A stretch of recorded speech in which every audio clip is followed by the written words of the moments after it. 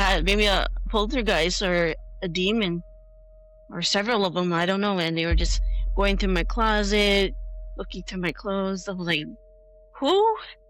Did you Who's in actually my see house? them doing this, or is it just invisible things like happening? It's invisible things.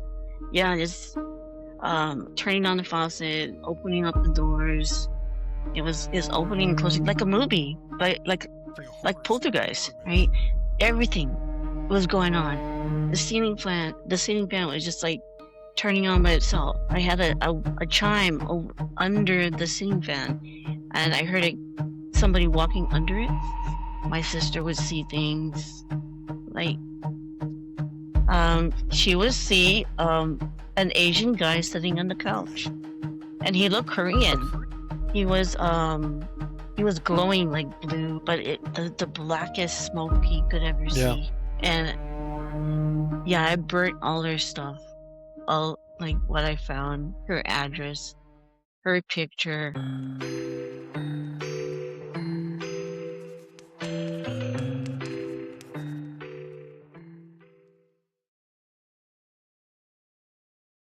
Hello, everybody. Welcome back to the channel, Find the Alternative. I'm your host, Adam, 10-year former member of the World Mission Society Church of God in Salt Lake City. Today with me, I have another guest. It's Roxy, and she has her own YouTube channel. She is a former Jehovah's Witness, and she's going to tell her story. We're going to ask her some questions, and she has a really interesting story. I was actually just reading over it, and has a lot of really interesting events happening in her life, and I think it's going to be a really amazing interview, really amazing story. I'll turn the time over to her for a couple minutes, let her introduce herself and her YouTube channel. So the time is yours. Hi, my name is Roxy. I'm a former Jehovah's Witness. I was a witness for 15 years. I got out 5 years ago, and I found Christ. And yeah, basically, it's a long journey. I'm glad to be a Christian and to find peace. And my channel is New Light Christian Ministry. I started that channel to help other Jehovah's Witnesses as well. So I'm so happy to be uh, on your channel, Adam, and thank you for this opportunity. Well, we appreciate you coming on, and we thank you for your time. So let's get into your story a little bit here. How old were you when the Jehovah's Witnesses first knocked on your door? Let's start there. Okay, I was 6 years old when the witnesses came knocking at our door. I remember it was two sisters, and my mom answered, and this is the perfect time, I think, because my mom just lost her dad, my grandfather, to Oh. cancer, and the they promise a paradise earth. So after you die, you get resurrected to a paradise earth. So that sounded really interesting to my mom, and she was so excited. I think she was on board already when they came knocking. So yeah, and maybe a couple of weeks later, they kept coming by, and she eventually started Bible study with them. Tell us a little bit about the Yeah. Paradise Earth. Who goes there? What is it? Maybe just for the viewers that aren't familiar with Jehovah's Witness theology. So the paradise earth is after Armageddon, after you get resurrected to a paradise earth. There's peace and harmony, and all your loved ones that have passed away will come back, and you'll get the opportunity to teach them the Bible, and we'll see all these houses, and you get to build your own house in the paradise. So that sounded really interesting to us and to a lot of people. So they had this book called Live Forever on Paradise Earth. And that's what my mom studied at the time with the Jehovah's Witnesses. And so I remember that she used to come like once a week and study with her. And after that, she started going to the meetings. My mom is Asian, Japanese. So I used to go to the Buddhist temple with her when I was little. And somehow they used to come by the house too and asking for money, and she didn't like that. So this other religion that just came by, Jehovah's Witnesses, seemed like a good idea at the time. So Okay. yeah, she didn't know anything about Christianity, nothing.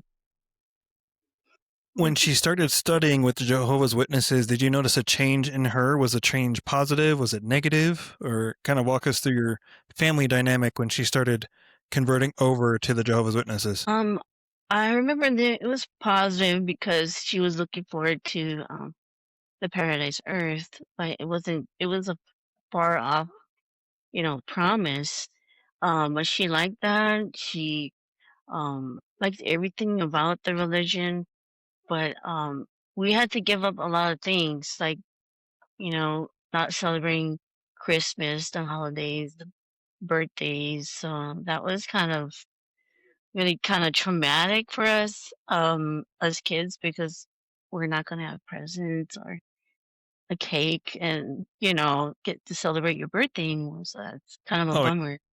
for those that don't Hmm. know, I mean, maybe they haven't ever experienced Jehovah's Witnesses, but the cult I came from and the Jehovah's Witnesses, they don't celebrate holidays because there's some sort of pagan origin to it. It's demonic, it's evil, and so Hmm. they abstain from any sort of pagan holidays. So that's a pretty big tall tale sign of both of our organizations is no holidays because somewhere, some way it was pagan, therefore it's always pagan, which is nonsense. But as a kid, I can imagine, you Hmm. experiencing Christmas, right? Experiencing the holidays, but then all of a sudden, no, they're bad, they're evil.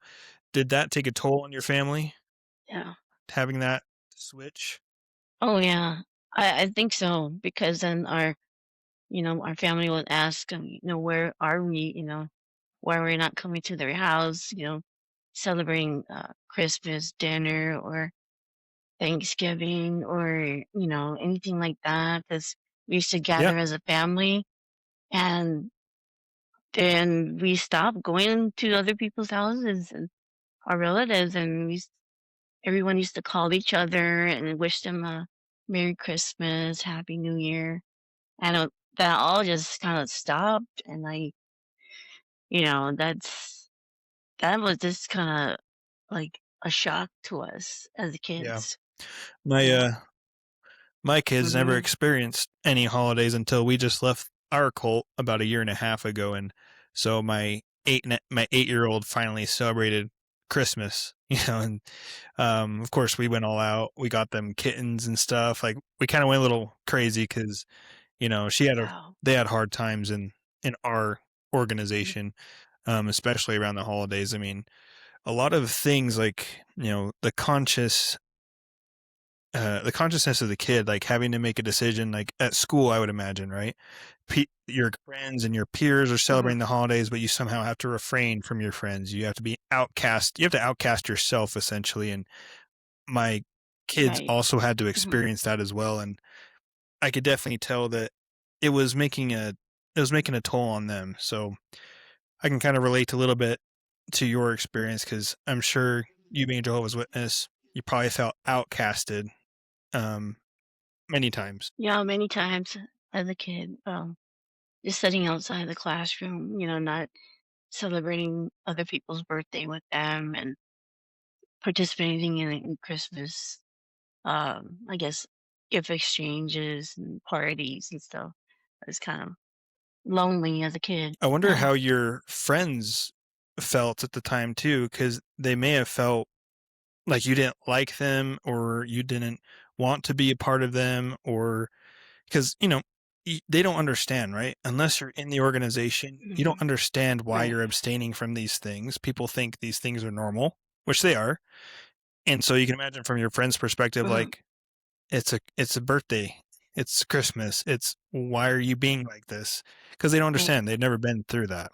They they didn't really ask any questions, but they just kind of treated it as, oh, okay, well, I guess you're different. And but but I guess they didn't really ask till Yeah. later. why you don't celebrate any birthdays or Christmas and stuff like. But yeah, that was a bummer later on. But um, but after a while, I guess we weren't very serious because my mom, um, once she got a job, and then everything just stopped. Interesting. I mean, because we didn't have time to go to meetings, right? And then maybe that was probably like 6 months later after she started studying with the So it's witnesses. pretty short-lived then. Then she got a job, a full-time job. Right? It was Okay. short-lived, but we still believed in the doctrines, and we still didn't celebrate holidays. We still didn't celebrate birthdays, and but we were just separated from the church. I mean, from the witnesses for a long time, right? So after my mom got a job, is that we we didn't have time to go meetings and book studies and everything. And we just after a while, my mom told us to hide from them. Yeah, it was it was yeah, it was funny because like after she goes, to be their friend, and then she doesn't want to have anything to do with them after that. But she still believed in the doctrines. She told us to go hide in the closet and go in your room and just not make noises, and maybe they'll go away. So what changed 15 years later? All of a sudden there's a spike in your relationship with the Jehovah's Witnesses. Walk us through that process. Yeah, so after a long time not going to the Jehovah's Witnesses Kingdom Hall, um, my mom always, kind of told us to go to college. So I went to college, to get an education. But I know that's um I'm going like this is like before I joined. And so okay, what changed was that I had a friend in college, and I remember we were just hanging out at my apartment, and just girl stuff, I guess, just watching movies, hanging out at the pool, whatever. But she was into tarot card reading, and she actually brought her tarot cards over to my house. And at first I was like, no, you know what? I'm not interested in that. But I don't know what made me do it. Couldn't. It's be fun. What can happen? So I was like, yeah, what about that reading you're gonna do? And so she did a reading, and she said, oh, you know what? Something's bad gonna happen. I'm like, what? She couldn't tell me. She couldn't tell me. Yeah, something was blocking her. She said, something's blocking me from reading you. Then that's when things started to happen. Like maybe she went home, and then the next night, you know, after that, um, when I tried going to sleep, so it's like around 10 o'clock or something, and I closed the door to my bedroom, and there's no one there but me. So I hear all these noises, and like a wind in the apartment, just and the sliding door is open, and all the cupboards in the kitchen started opening and closing, the faucet going on. I had maybe a poltergeist or a demon or several of them, I don't know, and they were just going through my closet, looking through my clothes. I was like, who? Who is Did you who's in actually my see house? them doing this, or was it just invisible things like happening? It's an invisible thing. Yeah, just turning on the faucet, opening up the doors. It's opening and closing like a movie, Like a like Poltergeist, horror movie. right? And they're opening and closing. Everything was going on. The ceiling fan was just like turning on by itself. Um, I had a chime under the ceiling fan, and I heard somebody walking under it. So it was really creeping me out, and so there was a huge wind in there, and I was just so scared, I didn't know what to do. So I went back to my room, and I was like, oh, let me go find the Bible. I'll just go read it and pray to God. you know, and that's when everything just kind of quiet down afterwards. I was like, okay, I don't hear nothing. I couldn't go to sleep, and I had to go to work that day, and so I got ready really quick, and I think it was around like I don't start till like 8 o'clock or 7 or something like that, 7 in the morning. So this was happening like 1 o'clock, 2 o'clock in the morning. So I just didn't go to sleep. I just couldn't. I who could, and I stayed up the whole night and then called my mom, and she stayed on the phone with me until I had to go to work. Basically, I was just so scared. Yeah, and then and so I never went home. I I just I went back home after I finished work, and then I packed some clothes and I stayed with my Yeah. parents for a little bit. And oh, yeah, it was just horrible. They used to harass me some more than that, and call me on the phone. So that time we didn't have cell phones, but I had a landline, so they would call my house and they would say my name. I was like, how'd you know my name? He's like, hello, this is Roxanne. I see you. I see you're watching TV. And What? I'm like, what? Yeah, I live in a high-rise apartment, and so I looked out, in during the other apartments. I was like, looking out the window, like who's spying on? I don't know who was it, and that freaked me out so much. Yeah, I'm just getting goosebumps because it was real. It's just so real. Demons are real. Do not play around with that tarot cards and Ouija So I boards and assume whatever. you learned your lesson after It's that just, point. yeah, I learned my lesson. Jeez. So what got me to the witnesses was this. That was it. And I said, well, maybe I just have to go ask Jehovah for help because Yeah. that's all I knew. You know, I asked my cousin who was a Jehovah's Witness, so I got with their elders and asked for help. I said, can they pray with me? And she was like, no, they won't come because you know they don't do that. I was like, what? I mean, wh- what? Why can't they pray with me? I mean, I didn't understand why they don't do that. Maybe they're scared too. That's what I Okay. yeah. They just gave me some watchtowers to read about, what to do. And so they told me to throw away whatever she had given me.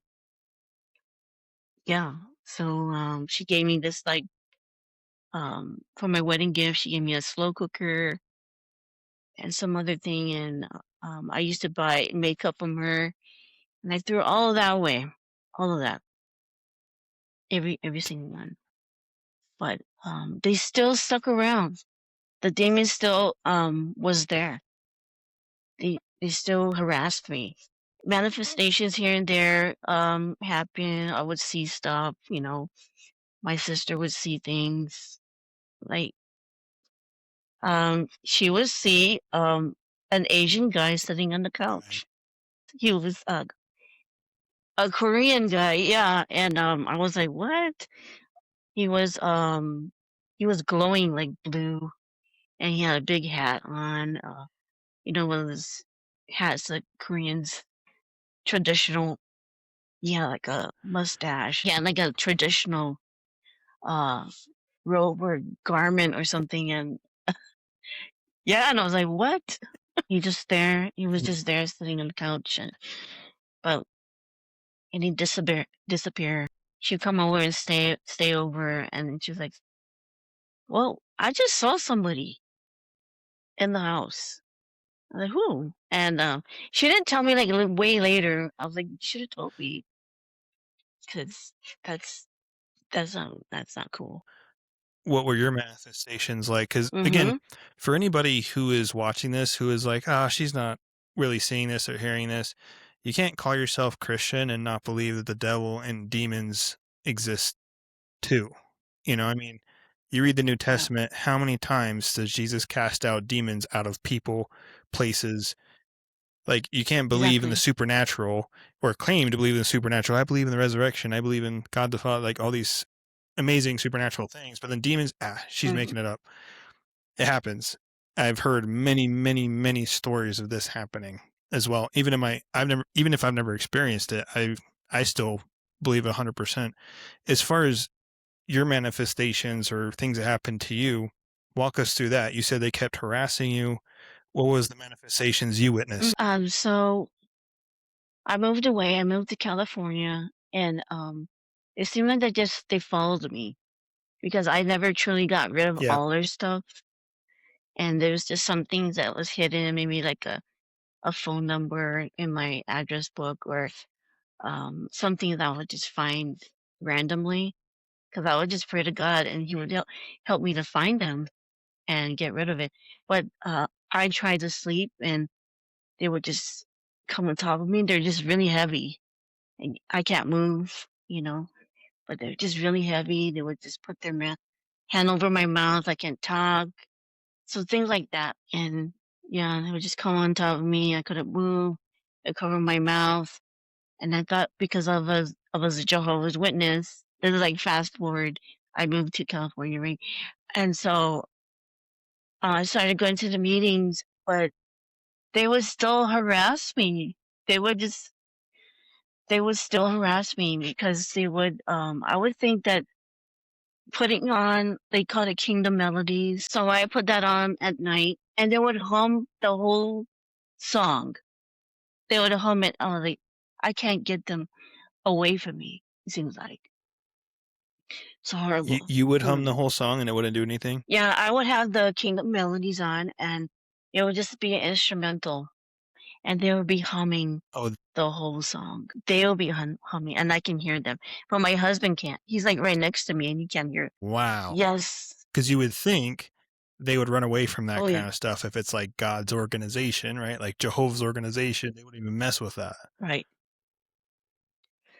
Yeah. I thought they would, run away, but they would just harass me, and just hum the whole songs, and I'm like, what do I do? You know, I just kept praying, and eventually they left, but not fully because, yeah, it was just a wild, wild experience. I wonder why it didn't fully go away. And so I studied with the witnesses once. I continued studying with them when I moved to California. And then 6 months later, I got baptized. Yeah. And then, but even though the demon attacks, they kind of went away. I had all kinds of anxiety and panic attacks happening, and it was very, very fast. I mean, I joined the religion, and then maybe like several months later, all this anxiety, panic attacks starting happening. And I really didn't understand why. It's Yeah. so weird. I mean, were they Yeah. talking to you a lot about Armageddon at that point? And because I mean, I can speak for myself. I was never a Jehovah's Witness, but I was in something similar Hmm. where, they would have sermons and they would show, like, let's say there was an earthquake and it killed thousands of people, or there was a wildfire, or there's a war, or whatever the case is, some event where death and destruction are taking Hmm. place. They would love to use that as a fear-based propaganda pitch to be like, aren't we so grateful to be in the one organization, the true organization? But you better keep working, you better keep listening, doing what you're supposed to be Hmm. doing, or else, um, I don't know if that's how it was in the Jehovah's Witnesses, but that's what I experienced all the time was, hey, we should be grateful we're in the true organization because you could be deceased and murdered like all these other people, but don't get too comfortable though. We still have a lot of work to do that you need to do. It sounded very similar to what you're talking about because they showed videos of people getting destroyed, big fire and everything, and there's earthquakes and people just dying, and they have all their magazines about Armageddon. Like, yeah, you have work to do, and we have a lot of people to save, and we have to get to work. So that's basically what we were. listening to all Yeah. the time. Just hurry, we're in the last days. You know, Armageddon is going to be here any second, any day now. And that was always our Yeah. fear tactic that they use. So let me ask you this. When you brought up to the Jehovah's Witnesses, like, hey, this kind of stuff is happening to me, I feel like I'm being attacked by demons.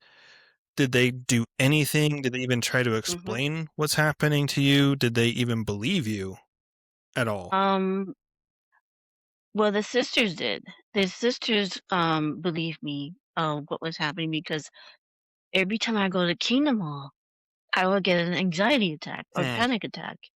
And it's funny because, and then I'll go run to the bathroom. And then, excuse me, and so I'll go run to the bathroom and they'll go chase after me. And because I would have fear of crowds, and I was never like that. I was never like afraid of people or afraid of crowds. And I was on strong medication afterwards for anxiety, and that made me hallucinate a lot. And I would hallucinate at the Kingdom Hall of all places. I thought that's where God is, and that's where everything happened. All my anxiety attacks happened at the Kingdom Hall. Then when I would go home, it would stop. It was so Interesting. weird. Remember that purple dog? Bar- I would see him all the time that, at the Kingdom Hall. I love you, you love yeah. me. We're a Yep. big Yep. family. Yeah, I That's see them funny. all the time. Oh, did you see Barney is in the parking lot? Let me go say hi to him. Yeah, it was just Some so wild crazy medication. that time. Wild medication. And it was on a low dose, the lowest dose you could ever take, like 0.5 milligram. But it was strong. And I was losing weight and everything. I felt horrible all the time. So lethargic. Like, how can I even stay awake in a meeting? And the thing is that I saw the cross all the time. I saw Jesus all the Interesting. time. I saw a huge cross all the time. And maybe Jesus Yeah. telling me something that I didn't know. When you had this medication, hmm were you still being harassed by the demons, or was it, I guess, did it amplify that part of your story where you were getting harassed, or is that separate than the hallucinations? Yeah, that was separate because the demons stopped harassing me. Because I finally found everything that my friend gave me, and I burned it, and it was the blackest smoke ever you could ever find, and it burned so slow. Really? It took a long time. Yeah, it was just a picture of her, and it burnt so slow, and I could like, cause she done a lot of talking to spirits a lot, so I think that's why. But the blackest smoke you could ever see, and yeah, I burnt all her stuff, all like what I found, her address, her picture, and I just took it out in the backyard, just Did burned you ever it. explain to her what And happened? I called my friend that did the tarot card reading.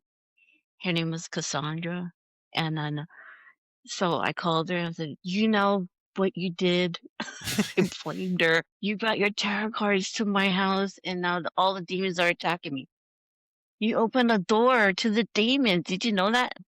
But she would tell me that the demons would hide her stuff, her keys, her car keys from her, and then she's like, "Oh, it'll show up later." It was like nothing. So she's just accustomed to that. Yeah. Just she was That is accustomed to all those weird attacks that she was getting, but she kind of shrugged it off. But I told her I'm not gonna be your friend. You know, that's what she did to me. But maybe she doesn't know it either. Yeah. Or she's just And accustomed to it and thinks it's that's normal. what happened. Yeah, she does think it's abnormal because they would hire stuff all the time, and she would find it at odd places, or she would ask them bring my stuff back. Then they would bring That's it back to her. wild. It was crazy. When Yeah, she was into witchcraft. I know it. Yeah. Well, note to Yeah. self viewers, don't Mhm. get into witchcraft. So walk us through now. So you're studying with Jehovah's Yes. Witness, go into the Kingdom Hall, and then eventually you end up getting baptized. Walk us through Mhm. what made you make that decision to go and get baptized. Well, I thought it was the right decision to do. I thought it was the right thing to do. I thought, this is what God wants for me, and I'm just gonna do it. So I did it, and I didn't know any better. So I thought this was the only true religion. Like they say all the time, this is the only true religion on earth. I'm like, wow, I felt so privileged to be a part of the only religion on earth that's going to be Yeah. saved. Yeah, that's a lie, though. Yeah, it's a lie. And then, so you got baptized and then you started pioneering. It sounds like you Hmm. started preaching, you started doing all the things that they wanted you to do. Um, Walk us through that. What made you want to start knocking on doors and uh, preaching with the Jehovah's Witnesses? Okay, so they always tell us, to do work for Jehovah. And so I decided, because this was the right thing to do. Oh, I'm gonna go save people now. I'm gonna save people. So I thought, well, I'm gonna try first auxiliary pioneer, which is only 50 hours a month. But eventually I said, oh, I think I want to do it full time. So I became a full time pioneer after like around like 8 or 9 months later. And so I pioneered for like 5 years. And I did it because they would always tell us, you're not doing enough. You're not doing enough. You're not doing enough. So I would say, well, okay, I'm going to go regular pioneer. But it was always the same message. You're not doing enough. So I'll put in more hours, and more hours. And that was never enough. Yeah, I don't know what it was, but it just made me try to push myself to do more because Jehovah said so, or but they always called us good for nothing slaves, which I didn't like. I became a regular pioneer, and that's 70 hours a month. But they always would say, "You're not doing enough. You're not doing enough." So I would put in more hours, and I would just keep on going, and pretty soon I wasn't even working a full time job. I was working part time, and then doing the preaching work full time because I wanted to save as much people as possible. For uh 5 years after that, but things never got better. I still had high anxiety, panic attacks. I went from doctor to doctor, and I also was in and out of the hospital. Then things got worse after I moved to Oregon, and then things got really bad there. So, but I still stuck it out. I still pioneered full time. They were always saying you're not doing enough, you're not doing enough. But yet, I'm a full time pioneer. I'm putting in 70 hours a month. I'm doing all I can. I'm just trying to start Bible studies. Uh, but they're still like pushing you to do more and more and more. But I'm like, I'm not taking care of myself. I'm neglecting myself and my health, and things are not getting done at home either. So I thought I was doing the Lord's work. I thought I was doing everything I could, and it was just saying that no, you're not doing enough. So that's why I kept going in and out of the hospital. It was really bad. Yeah, that's when I moved to Oregon, and I kept going in and out of the hospital, and I didn't know why because of my anxiety. It was so bad. It was intolerable. It's like I didn't know what to do. but it was just always in the hospital. Like something was in my head, and I thought maybe there's like something living in my head, and I would take an X-ray and they can't find nothing wrong. It was so weird. I feel like for whatever reason in these organizations, they treat mental illness and stuff like that like it doesn't exist, like it's not a real thing, right? Like mental issues, emotional issues, they treat it like they don't, like it doesn't exist, Yeah. like you're just being Mhm. lazy, that you're just being weak, or you're not praying enough, you're not studying enough, you're not doing enough. And which I think is really dangerous because it's like, no, there's something wrong It with my mental health. There's something wrong with my emotional health, just like there can be something wrong with my physical health. Was mental mhm. health, emotional health issues, was that taboo in the Jehovah's Witnesses, just like my organization? Yeah, it seems like they never addressed it because there's so many people affected by mental health. It wasn't just me, but there's so many people taking anti-anxiety, depression, medication. It was just like um it was unheard of, but it happened a lot in the I knew at least some of my friends were on medication or drinking too much alcohol, you know, as that's what we did. We self-medicated. And as Jehovah's Witnesses, they told us not to, you know, overdrink, but we would overdrink a lot. Like everybody was doing it, and it seemed like it was okay, but the anxiety never went away. It stayed. And I remember my friend going to the meeting, and she said, I just had to take a drink before I went to the meeting because it's that boring. Because Yeah. the same old information that we hear, the same old thing, 1,000 regurgitated. times. I was like, I already had this. I heard this.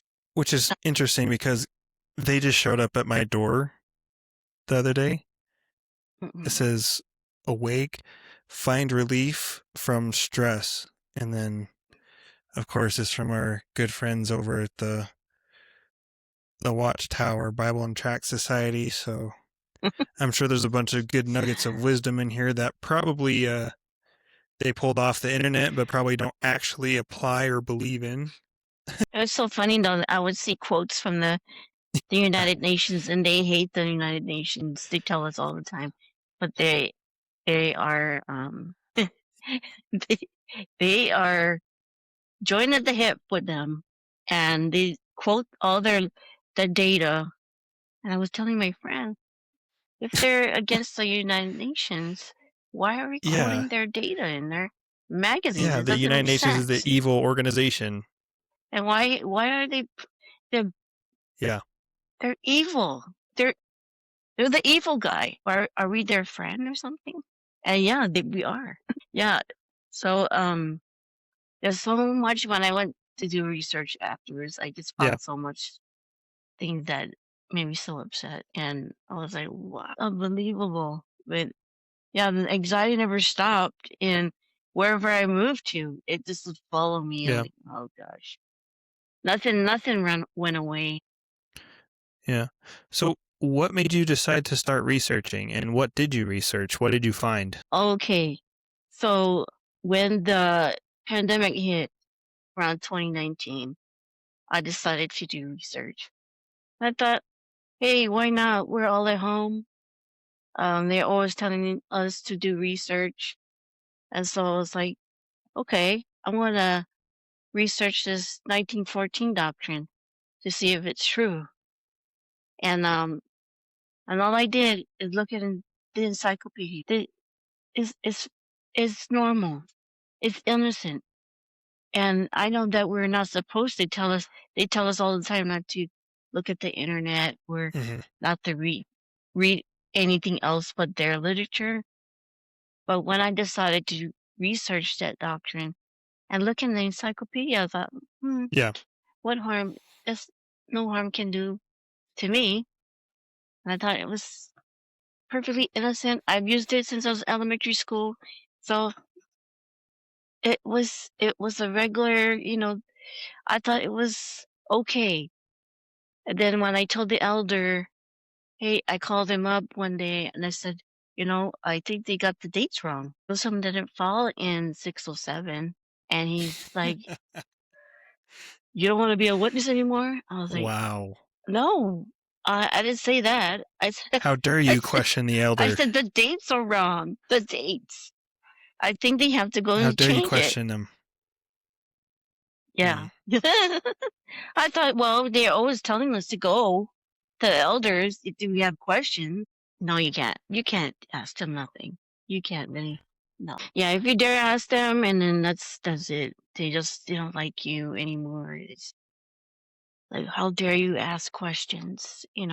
But that's what got me out of the Jehovah's Witnesses by researching the 1914 doctrine and reading their Bible and and researching the paradise earth resurrection, which I couldn't find.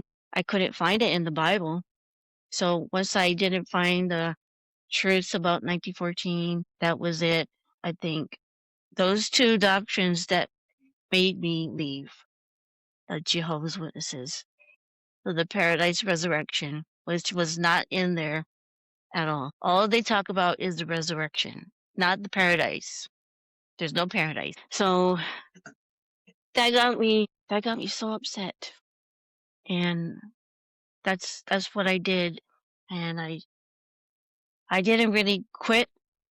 I was afraid to just leave. It took me a while, I say. About 6 months to a year. I don't know, I mean probably like 6 months. And I thought, huh, I'll just go. And then I started praying and I said, God, if you can show me the truth, um, and if you're real, I want to know you. I want to know the truth. And that's when he just kept showing me step by step. He kept showing me everything, the whole Bible. I mean, God just showed me. And I walked with Jesus after that. I said, Jesus, I want to know you. And I would just pretend, because I was walking every day. I used to pretend that Jesus was with me walking on the side of me. So I used to talk to him all the time. I was like, if you're real, please show me. And I want to Yeah. know you. I know there's a God and I just want to know you. That's, and then I got the courage after that to leave the witnesses. And after you disassociated with them and after you walked away, um, what happened? Did they take it personally? Did they try to win you back? Did they shun you? Oh yeah, they shunned me.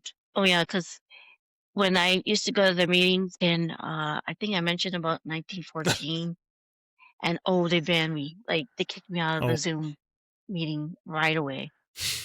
So they shut me up right away. I was like, okay, she knows something I don't want anybody else to know. So I was banned from Zoom meetings, and so I was like, huh, they don't want me here. Okay, whatever. And I chat. was like, Yeah, like you're a chat gone. group. And Yeah. then they kicked me out of this WhatsApp, I guess group. I was no longer part of it, the Jeez. chat. I was like, wow, you must really hate me. That's how the Whimsicog is So too. it was awful. They were just, yeah, it was so awful. But they would spy on you, you know.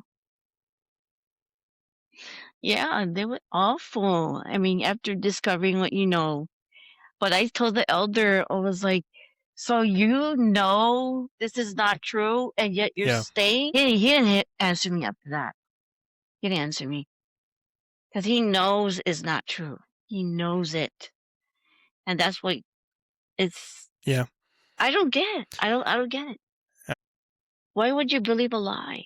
But they would follow me all over the place. Yeah, they would follow me because I know them. I know what they look like. So I will be dropping the mail off at the post office down the road, and there will be an elder sitting in his car, and I'm like, "Hey," Wow. I'll be out his window, and he'll be like looking straight ahead, not looking at me at all. Like, what are you here for? You gonna? You gotta get the mail or what? But he never got out of his car. What? That's when I knew he was spying on me. And people be hanging out outside of my house. And I live in an apartment. Yeah, yeah. I was like, hey, I look out the blinds. Hey, that's 2 Jehovah's Witnesses outside my window. Jeez. Just sitting in their car doing Man. surveillance. Yeah, it was weird. Yeah, and they would send their sisters too. So I go to the store, the grocery store, and I was like, I saw this sister. She looks familiar. And I was buying shampoo. She goes over there, looks at what I'm buying. This is so weird. And I said to the elder, if you text me, call me, or message me, do not call me, do not text me, do not do anything. And that if I see anybody around, I will press charges. I will sue you guys. I'm not afraid.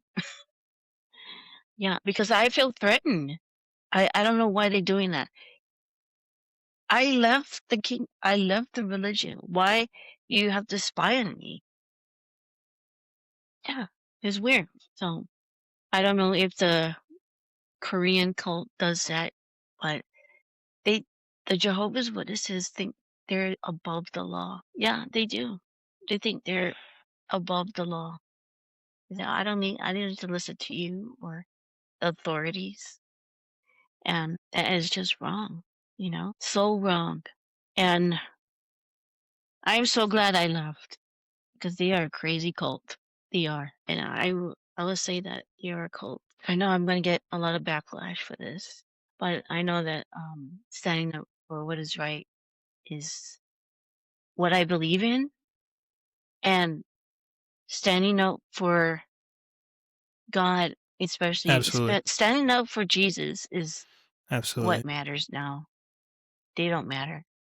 I had to go to counseling, for Yeah. all this. This is not fun, Yeah.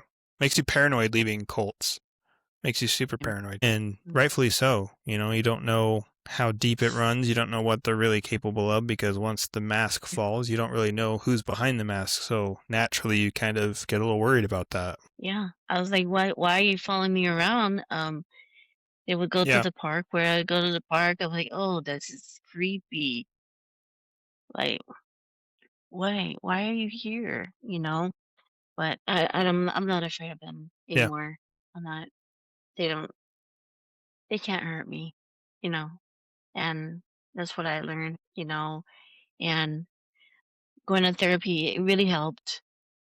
Because I was afraid all the time. But Yeah. God helps you a lot. So he helped me get out of the darkness and into the light. And he taught me so much, and he's still teaching me. Amen to that. Jesus is so good. God is so good. And finally I know what's the truth. Yeah. Finally I know. I want to give you a couple minutes here before we wrap this up. I want you to speak to, whether it be Jehovah's Witnesses or WIMSCOG members, what's one piece of advice that you would want to give them if you were in their shoes, let's say? I say, if you're a Jehovah's Witness or part of another cult, WIMSCOG, or I would say, don't ignore your doubts. If you have questions, I would suggest that you research them. Look, Yeah. you deserve to know the truth. And if anybody that claims to know the truth would not be afraid Yeah. of questions, because God is not afraid of questions. So that's my advice, is to not ignore your doubts.